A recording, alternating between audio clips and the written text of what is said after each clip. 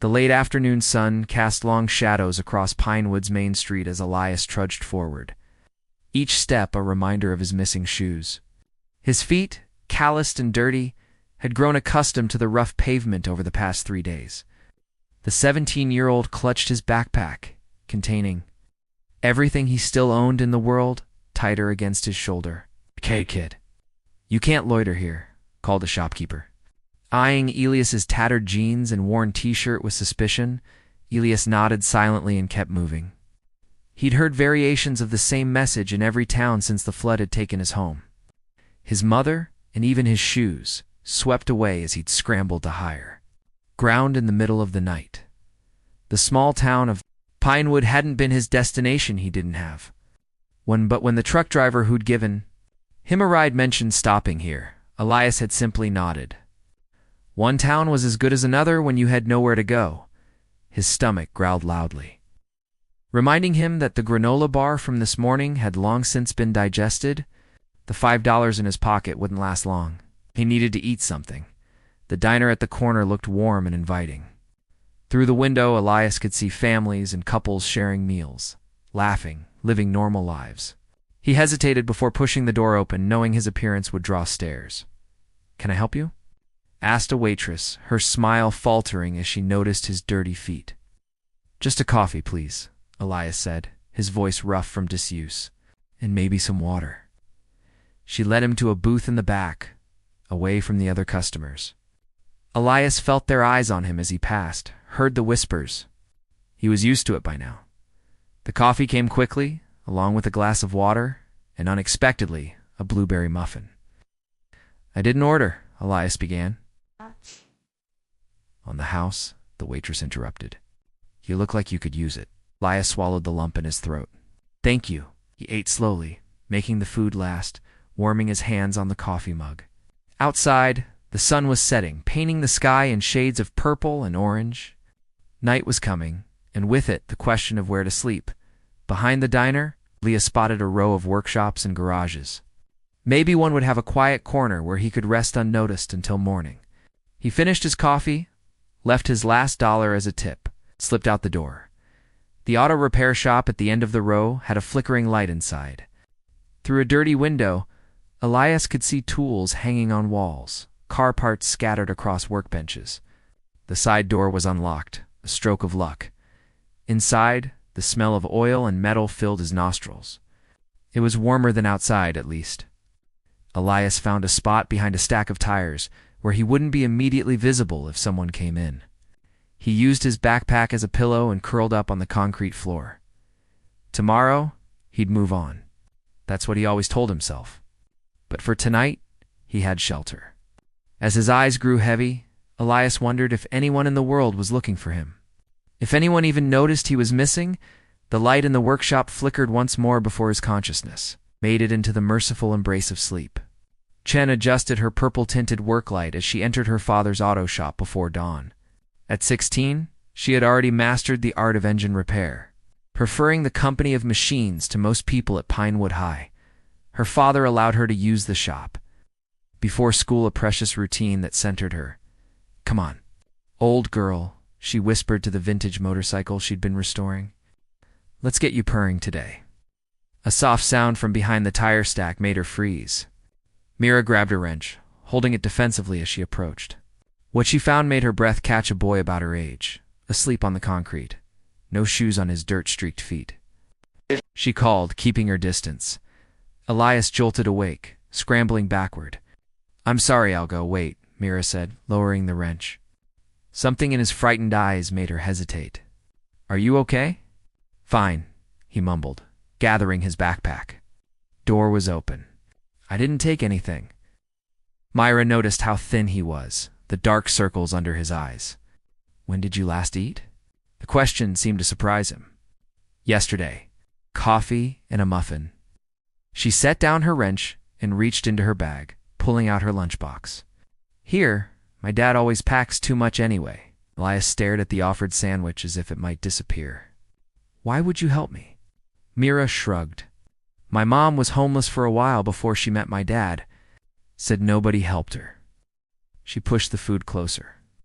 "I'm Mira, Elias, he said quietly, accepting the sandwich. Mira watched him eat, noticing his careful movements, like someone used to making things last. No shoes? Lost them in the flood, he said between bites. 3 weeks ago, the one that hit Riverdale? Her eyes widened. That was all over the news. Elias nodded, looking away. I should go before your dad comes. He won't be here until 9, Mira said, glancing at the clock. I've got school, but ... She bit her lip, considering something that surprised even herself. You could stay here today. Dad needs help around the shop. He'd just call the police. Not if I talk to him first. Mira opened a cabinet and pulled out a pair of work boots. These might fit. Customer never came back for them. Elias looked at the boots, then at Mira, confusion written across his face. Why are you doing this? The purple light cast a soft glow on Mira's determined expression. Because everybody deserves a chance, and you look like you haven't had many. She pointed to a small bathroom in the corner. There's soap and water. Clean up, put on the boots, and I'll be back after I talk to my dad. He won't agree, Elias warned. Myra smiled for the first time. You don't know my dad? Or me. She grabbed her backpack. Just promise you won't disappear before I get back. Elias held the boots against his chest like something precious. I promise. After Myra left, Elias stood in the purple-tinted workshop, a strange feeling blossoming in his chest. It took him a moment to recognize it as something he hadn't felt in weeks. Hope. In the small bathroom mirror, tired strangers stared back at him. He turned on the tap, watching clear water pool in his cupped hands. Maybe, just maybe, Pinewood would be different from all the other towns he'd passed through. 2 weeks had passed since Myra found Elias sleeping in the workshop. Her father, Mr. Chen, had been skeptical, but ultimately agreed to let the boy stay and work. Now Elias lived in the small apartment above the garage, earning his keep by becoming an increasingly valuable assistant. Hand me the socket wrench, Mira said. Her legs sticking out from beneath an old Ford, Elias placed the tool in her outstretched hand. "'Kay," admiring how confidently she worked. "You're better at this than your dad. Don't tell him that," she laughed, sliding out from under the car. A smudge of grease decorated her cheek. Without thinking, Elias reached out and wiped it away with his thumb. Their eyes met, and for a moment neither breathed. "Sorry," he mumbled, pulling back. "It's okay," she said softly, her cheeks flushing. Mr. Chen entered the workshop, breaking the moment. "Engine running smooth now?" "Like a dream," Mira answered, standing up quickly. Elias helped figure out the timing issue. The older man nodded appreciatively. "Good work. I'm heading to the parts store. Back in an hour." After he left, a comfortable silence filled the garage. Elias leaned against the workbench, watching Mira organize her tools with meticulous care. "You never talk about it," she said suddenly. "The flood." Elias tensed. "Not much to say. As fair as," Mira insisted gently. "I see it in your eyes when you think no one's looking." 8. The workshop felt smaller suddenly, the air heavier. Elias took a deep breath. "We lived in a small house by the river," he began. "Just me and my mom. Dad left years ago. That night, the rain wouldn't stop.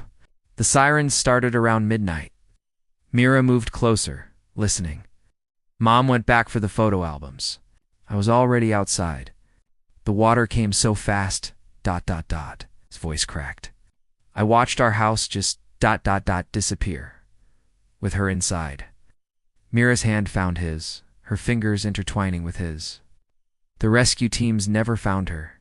I waited 3 days at the shelter. Then I just started walking." "Why didn't you stay? Get help?"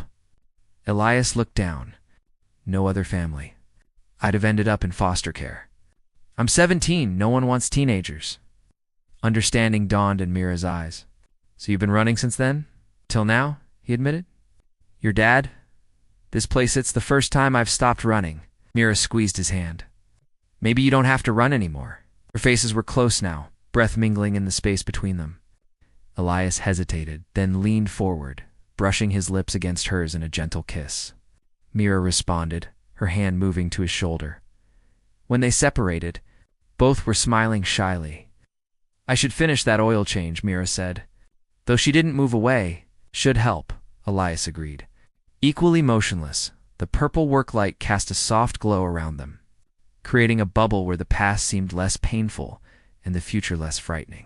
For the first time since the flood, Elias felt something solid beneath his feet, something more stable than just a pair of borrowed boots. Later, as they worked side by side in comfortable silence, Elias realized he was building more than just a temporary shelter in Pinewood. He was building trust, connection, and perhaps even a place to belong. Did you hear? Chen's got some homeless kid living above his shop. The whispers followed Mira through the hallways of Pinewood High. I heard he's dangerous, a runaway. Myra slammed her locker shut, drawing startled looks from the gossips. For weeks had passed since Elias arrived, and somehow the town had noticed. He's not dangerous, she said firmly. He's lost everything and is trying to rebuild. Her former friend Trisha rolled her eyes. Your dad's crazy for letting him stay. My mom says it's asking for trouble. Your mom doesn't know anything about him, Myra snapped, storming away at the repair shop. Elias was working alone, focused intently on rebuilding a transmission. His hands, once soft from his previous life, had grown calloused and sure. They're talking about you, Mira announced, dropping her backpack on the floor. The whole town? Elias nodded without looking up. I know. Mrs. Parker canceled her appointment when she saw me working on her car yesterday. That's ridiculous. It's normal, Elias corrected gently. I'm used to it. Well, you shouldn't be, Myra fumed. Dad says you're the best apprentice he's ever had. Elias finally looked up, a small smile playing on his lips. Better than you? Different skill set, she conceded, moving closer. You're patient with the customers when they let you talk to them. The smile faded. Your dad's losing business because of me. Before Mira could respond, Mr. Chen entered, his expression troubled. He held a piece of paper that trembled slightly in his hand. What's wrong, Dad? Notice from the town council, he said, setting it on the workbench. Anonymous complaint about housing an undocumented minor and potential safety concerns. Elias stood up, wiping his hands on a rag. I should go. No, both Chen said simultaneously. Mr. Chen placed a hand on Elias's shoulder. You're not going anywhere, son. Elias blinked rapidly, the word son hitting him like a physical force. The council wants us to appear at the town meeting on Friday, Mr. Chen continued, to address the ... concerns. This is Mayor Wilson's doing, Mira fumed. He's always looking for ways to seem important. Later that evening, as Mira and Elias sat on the roof above the garage, watching stars emerge in the twilight, their hands found each other naturally. I never meant to cause problems, Elias said softly. Mira leaned her head against his shoulder. You're not a problem. You're a person who needed help, and we were lucky enough to be able to give it. Lucky? He questioned. Yes, lucky. Her eyes reflected the emerging stars. Before you came, Dad and I just worked. We didn't talk. After Mom died 3 years ago, it's like we forgot how to be a family. Ilias's arm tightened around her. Then you showed up, with nothing but still willing to give everything, she continued. You reminded us what matters. Below them, Mr. Chen called that dinner was ready. As they climbed down, Elias knew the town meeting might end this fragile peace he'd found. But for now, he had shoes on his feet, work for his hands, and for the first time in too long, people who would stand beside him when the world tried to push him away. Whatever happens Friday, Mira whispered, we're facing it together. The town hall buzzed with murmurs as Elias entered, flanked by Mira and her father. 2 months had passed since he'd stumbled shoeless into Pinewood, but tonight would determine if he could stay. Mayor Wilson, a man whose smile never reached his eyes, called the meeting to order. We're addressing concerns about the young man being housed at Chun's Auto Repair. His name is Elias, Myra called out, earning stern looks from the council members. Yes, well, the mayor continued. We've received reports about an unregistered minor living above a business, raising questions about zoning violations and child welfare. Mr. Chen stepped forward. Elias works for me as an apprentice. He has shown exceptional skill and character. That may be Councilwoman Parker interjected, but proper procedures exist for a reason. How do we know he's not dangerous? He has no documentation, no history in our town. The whispers grew louder. Elias felt his chest tighten, the familiar feeling of being unwanted, returning like an old wound reopening. Suddenly, the diner waitress who had given him the muffin that first night stood up. I served him when he first arrived. Hungry, tired, but unfailingly polite. He left his last dollar as a tip. A customer from the shop raised his hand. He fixed my truck when no one else could figure out what was wrong. Wouldn't even take payment, said it was training. One by one, people Elias had encountered whose cars he had fixed, whose groceries he had carried, whose conversations had been brief but meaningful spoke up. Each story a small thread weaving a picture of who he had become in Pinewood, not who he had been when he arrived. Mayor Wilson looked increasingly uncomfortable. These testimonials are touching, but the law? He was interrupted by a sudden commotion at the back of the hall. Mr. Takahashi, the elderly owner of the hardware store, burst in. Fire! The old mill is burning and it's spreading toward the east side. The meeting dissolved into chaos as people rushed outside. In the distance, orange flames licked at the night sky. The storage shed has the emergency water pumps, Mr. Chen said urgently. Elias, you know where the keys are. Without hesitation, Elias ran to the shop.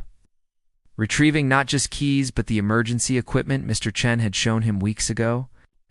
By the time fire trucks arrived from the neighboring town, Elias had organized a volunteer line, directing efforts to contain the spread.